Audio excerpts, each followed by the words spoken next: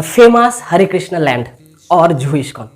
तो जुहू इस्कॉन का स्थापना इस्कॉन के हिस्ट्री में one of the big achievement, ISKCON का जो हिस्ट्री है उन हिस्ट्री में एक इम्पॉर्टेंट चैप्टर वो इस्कॉन जुहू का स्थापना है। तो श्रील प्रभुपाद के एक शिष्य थे, उनका नाम था तुष्ट कृष्णदास। तो तुष्ट कृष्णदास प्रभु के साथ जो मिस्टर नायर जो थे वो उन दोनों के बीच एक फ्रेंडली रिलेशनशिप एक स्थापन हुआ था। तो मिस्टर नायर जो थे वो उस जुहू जो लैंड थे, उस जुहू लैंड जिधर पे अभी जुहू इस्कॉन एस्टेब्लिश्ड है, तो जुहू इस्कॉन का मालिक थे, मतलब लैंड का मालिक थे। और उस वक्त बॉम्बे में फ्री प्रेस जर्नल नाम का एक ऑर्गेनाइजेशन था, उसका मालिक भी मिस्टर नायर थे। तो मिस्टर नायर वो तब का टाइम में बॉम्बे में एक बहुत ही पावरफुल मतलब इंसान वो थे। तो श्रील प्रभुपाद के साथ मिस्टर नायर का डील हुआ था कि ठीक है मैं ये लैंड आपको बेचूंगा और उसके बदले में जो पैसे के जो नेगोशिएशन होता है श्रील प्रभुपाद के साथ मिस्टर नायर का हुआ था। लेकिन मिस्टर नायर जो थे वो उनके अंदर चीटिंग प्रोपेंसिटी थे, मतलब वो एक चीटर किस्म का आदमी थे। तो उनका दिमाग में ये चल रहा था कि ये लोग तो वक्त है, मैं उन लोगों से पैसा तो लूंगा लेकिन उन लोगों को रजिस्ट्री, जो लैंड का जो रजिस्ट्री होता है ना, रजिस्ट्री में नहीं करूंगा, मैं उन लोगों से भी पैसा लूंगा और उसके बाद वो लैंड मैं किसी और को बेचकर उन लोगों से भी पैसा लूंगा। तो उनका ये तो वक्त है, मैं तो पावरफुल हूँ ना, तो मैं इन लोगों को इजीली यहाँ से हटा दूंगा। लेकिन श्रील प्रभुपाद बार बार जोर धर रहे थे कि ठीक है आप मेरे साथ, आपके साथ जो मेरे एग्रीमेंट हुआ है आप रजिस्ट्री कीजिए, आपका जो ओनरशिप ट्रांसफर कीजिए, आप कृपया करके आप रजिस्ट्री कीजिए। लेकिन किसी भी करके मिस्टर नायर रजिस्ट्री नहीं कर रहा था। और दूसरी तरफ वो क्या कर रहे थे, वो गुंडे भेज रहे थे ताकि वक्त को डरा कर धमका कर वक्त लोगों को इधर से मतलब हटाया जा सके। लेकिन श्रील प्रभुपाद का ये क्लियर इंस्ट्रक्शन था कि चाहे कुछ भी हो जाए, आप लोग वक्त लोग जो उधर पे थे, आप लोग उधर से मत जाइए, क्योंकि अगर आप लोग उधर से हट गए ना तो उस लैंड को वापस मिलना ये बहुत ही मतलब मुश्किल हो जाएगा। तो आप लोग किसी भी तरह उधर पे डट के खड़े रहिए। तो मिस्टर नायर बहुत ही गुंडे भेज रहे थे, ऐसा भेज रहे थे, डरा रहे थे, धमका रहे थे, लेकिन वक्त लोग डट के खड़े थे, हम लोग इधर से नहीं जाएंगे। तो श्रील प्रभुपाद ने किया क्या, श्रील प्रभुपाद जी ने उधर भी एक पंडाल किया और पंडाल के अंदर राधा रासबिहारी जी को प्रतिष्ठा कर दिया, राधा रासबिहारी विग्रह को प्रतिष्ठा कर दिया। और राधा रासबिहारी को बोलने लगे श्रील प्रभुपाद, बहुत ही आंतरिक भाव से श्रील प्रभुपाद ने बोलने लगे, प्लीज राधा रासबिहारी आप इधर ही रहिए, मैंने आपको प्रतिष्ठा कर दिया, आप इधर ही रहिए, आप कृपया करके इधर से मत जाइए। आपका पूजा अर्चन के लिए जो भी व्यवस्था हम लोग को बहुत ही खूबसूरती के साथ करेंगे, लेकिन आप कृपया करके प्लीज इधर से मत जाइए। श्रील प्रभुपाद ऐसे ही थे। श्रील प्रभुपाद भगवान के ऊपर उनका एकदम पूर्ण आस्था थे। श्रील प्रभुपाद के ये विग्रह नाओ तुम्हें साक्षात ब्रजेंद्र नंदन, श्रील प्रभुपाद ये विश्वास करते थे अगर राधा रासबिहारी चाहे तो हम लोगों को इधर से कोई भी इंसान हम लोगों को इधर से हटा नहीं पाएंगे। तो उसके बाद एक दिन क्या हुआ, श्रील प्रभुपाद तब नहीं थे, मिस्टर नायर ने गुंडे भेज दिया, हम लोगों को पता है वो गुंडे भेज दिया और ऑलमोस्ट वो गुंडे लोग तोड़ फोड़ कर रहे थे, पंडाल सब तोड़ दिए थे और विग्रह को तोड़ने ही वाले थे। तब बाला साहेब ठाकरे जी महाशय ने उन्होंने बचाया। ये स्टोरी हम लोगों को पता है। तो उसके बाद श्रील प्रभुपाद ने किया कि नहीं, इसका एक इस पर उस पर होना चाहिए, ऐसे तो नहीं चलेगा ना। तो उन्होंने क्या कहा, श्रील प्रभुपाद जी ने क्या कहा, हैदराबाद में पानीलाल पित्ती नाम का एक व्यक्ति थे, वो बहुत ही रिच व्यक्ति थे हैदराबाद में। तो पानीलाल पित्ती के घर में मिस्टर नायर को इनवाइट किया नेगोशिएशन करने के लिए, तो आप आइए प्लीज। तो मिस्टर नायर ने क्या किया, ठीक है चलो। एक्चुअली मिस्टर नायर जो थे वो थे तो चीटर किस्म का आदमी, लेकिन श्रील प्रभुपाद से बहुत डरते थे, क्योंकि है ना, हम लोग जब कोई पाप काम करते हैं तो अंदर से सिग्नल मिलता है कि ये ठीक नहीं है। इसी तरह से मिस्टर नायर को ये पता था कि श्रील प्रभुपाद कोई नॉर्मल इंसान नहीं थे। तो उनको लग रहा था अगर मैं अकेला जाऊँ और मुझे कोई जादू टोना कर दे, तो इसीलिए मिस्टर नायर ने क्या किया, उनका एक शो कॉल्ड गुरु थे जिनको वो गुरु मानते थे, उनको अपने साथ लेके गए।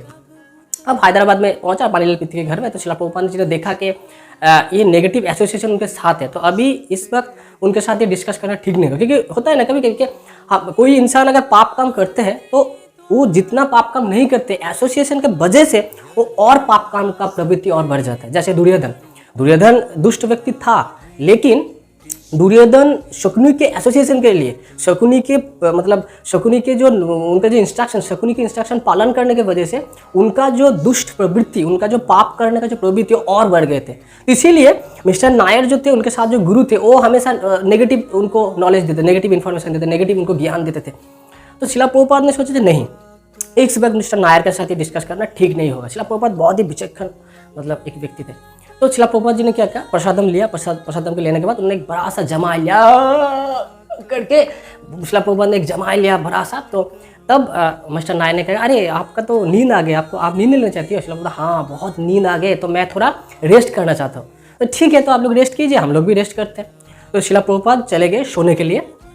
शिला प्रभुपाद के बगल वाले कमरे में मिस्टर नायर और उनके गुरुदेव सो रहे थे।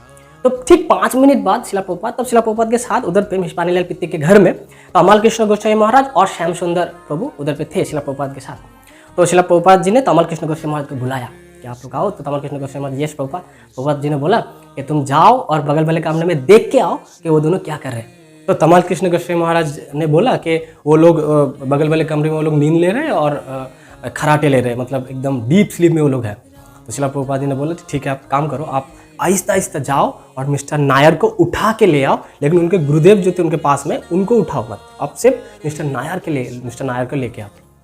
तो तमाल कृष्ण गोस्वामी महाराज एज इट इज़ गए और मिस्टर नायर को उठाया और बोला, आप चलिए, शिला प्रभुपाद जी आपसे मिलना चाहते हैं, लेकिन आप गुरुदेव को मत उठाए, उनको सोने दीजिए, वो रेस्ट ले रहे हैं, उनको मत उठाए। तो मिस्टर नायर को लिए संभव मिस्टर नायर ने आ भी गया। तब शिला प्रभुपाद ने उनको प्रीचिंग करना स्टार्ट किया कि ये ठीक नहीं है। ऐसा होता है ना, कभी कभी शुद्ध भक्त के वाणी से, शुद्ध भक्त के एसोसिएशन के वजह से हम कभी हम लोग को जो चेतना है, चेतो दर्पण मार्जना, हमारे चेतना में जो डार्टीनेस है वो कभी कभी रिमूव हो जाता है। तो संभव शिला प्रभुपाद के वो दिव्य एसोसिएशन के वजह से कुछ समय के लिए मिस्टर नायर प्रभावित हो गए थे और उसके बाद शिला प्रभुपाद के साथ हमेशा टाइप राइटर रेडी रहते थे। तो श्याम सुंदर जी ने खटाखट टाइप कर रहे थे, तो वो पूरा एग्रीमेंट टाइप हो गया और मिस्टर नायर ने उधर पे साइन भी कर दिया। जब सिग्नेचर मिस्टर नायर ने कर दिया तब उनके गुरुदेव उठ के आए और अरे ये तुमने क्या कर दिया ऐसे वगैरह, तब उसको फिर से नेगेटिव ज्ञान देने लगे। तब मिस्टर नायर को फिर वापस आ गए, उसके जो प्रीवियस सिचुएशन था उनमें वापस आ गए, अरे मैंने ये क्या कर दिया। तब शिला मास्टर नायर ने अपने माथे टेकने लगा, अरे मैंने ये क्या कर दिया। तो प्रभुपाद जी ने बोला, कूल, तुम जो भी किए वो अच्छे के लिए किए, भगवान की सेवा है, कूल।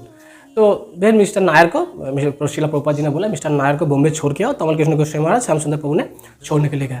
अब हुआ क्या था, शिला प्रभुपाद इस्कॉन के जो वकील थे और मिस्टर नायर के जो वकील थे, वो दोनों आपस में मिले हुए थे। ये तमाल कृष्ण गोस्वामी महाराज, शिला प्रभुपाद किसी को भी पता नहीं था। एक्चुअली हमारा जो वकील, इस्कॉन का जो वकील थे और नायर के जो वकील थे, वो दोनों एक साथ मिले हुए थे। तो ये इस्कॉन का जो वकील थे, उन्होंने तमाल कृष्ण गोस्वामी महाराज को बोला कि अरे ये एग्रीमेंट क्यों किए, ये एग्रीमेंट की वजह से आप लोग और कॉम्प्लिकेटेड हो गया, ऐसे तो हम लोग जीत नहीं वाले थे, हम लोग लैंड मिल नहीं वाले थे, तो ये एग्रीमेंट जो ये एक बहुत ही गलती कर दिया आपने, एग्रीमेंट को कैंसिल कर दीजिए। तो तमाल कृष्ण गोस्वामी महाराज तब नहीं थे, उतना लॉ के बारे में उतना नॉलेज तो नहीं थे, तो वकील कह रहे थे ठीक है। तमाल कृष्ण गोस्वामी महाराज ने वो जो एग्रीमेंट थे उन्होंने वो कैंसिल कर दी। तब तमाल कृष्ण गोस्वामी महाराज शिला प्रभुपाद को फोन लगा, प्रभुपाद एक खुश खबर है कि हम लोगों को लैंड ऐसे ही मिल जाते थे। तो जब तमाल कृष्ण गोस्वामी महाराज शिला प्रभुपाद को फोन लगा, शिला प्रभुपाद तब पुणे में थे, तो फोन लगाया और शिला प्रभुपाद जी को बोला, प्रभुपाद एक खुश खबरी है। तो प्रभुपाद तो अंतर्जामी थे, तो प्रभुपाद ने बोला, रुको, कुछ ऐसा वैसा गड़बड़ तो नहीं कर दिया ना, तुमने मुझे बिना पूछे कुछ गड़बड़ तो नहीं कर दिया ना, सब ठीक है ना। तमाल कृष्ण गोस्वामी महाराज ने बोला, प्रभुपाद वो जो एग्रीमेंट थे हम लोगों ने कैंसिल कर दिया। और उसके बाद तमाल कृष्ण गोस्वामी महाराज कुछ बोलने ही वाले थे, तो शिला प्रभुपाद ने क्या कहा, टक, फोन कट दिया। तो तमाल कृष्ण गोस्वामी महाराज समझ गए कि कुछ तो गड़बड़ कर दिया हमने।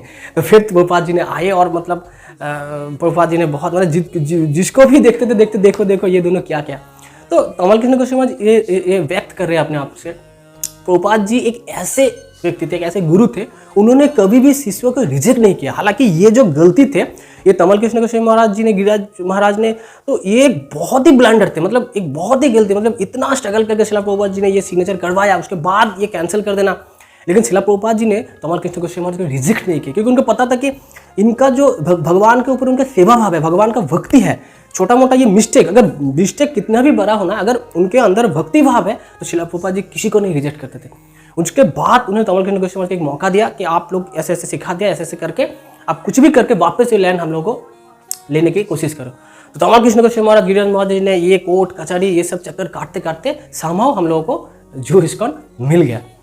तो इससे दो बात हम लोगों को सीखने के लिए मिल रहा है कि एक तो शिला प्रभुपाद जी का महान था, कितना महान था, उन्होंने कभी रिजेक्ट नहीं किया, भूल किया, बहुत ही बड़ा भूल था, तब मिस्टेक था, लेकिन शिला प्रभुपाद जी ने रिजेक्ट नहीं किया। और दो जो है कि हम लोगों को हमेशा गुरु के अंडर में, हम लोगों को जो फैसिलिटेटर है, हम लोगों का जो सीनियर जो अथॉरिटी है, उन लोगों के अंडर में रह के भक्ति जीवन में आगे बढ़ना चाहिए। क्योंकि हम लोगों को ये सोचना पड़ेगा कि हम लोग कलयुग का व्यक्ति है, तो हम लोग के जो दिमाग है उसमें कचरा भरा है, माइंड बोलेगा, मन में हम लोगों को बोलेगा कि ये करो, लेकिन हमें सोचना चाहिए कि हम लोग चीटिंग मतलब गलती करने के जो प्रोपेंसिटी है वो हम लोग के अंदर है। इसके लिए इसकी वजह से क्या किया, हम लोगों को ये सोचना चाहिए कि हम लोग को हमेशा शिला प्रभुपाद जी ने जो इंस्ट्रक्शन दिए, शिला प्रभुपाद जी ने उनके जो ग्रंथ है ना, छोटा मोटा अगर छोटा छोटा जो शिला प्रभुपाद का बुक है ना, nectar of instruction, nectar of devotion, ये इस तरह के अगर बुक भी हम लोग पढ़े ना तो उससे बहुत कुछ सीखने के लिए मिलेगा हम लोगों को।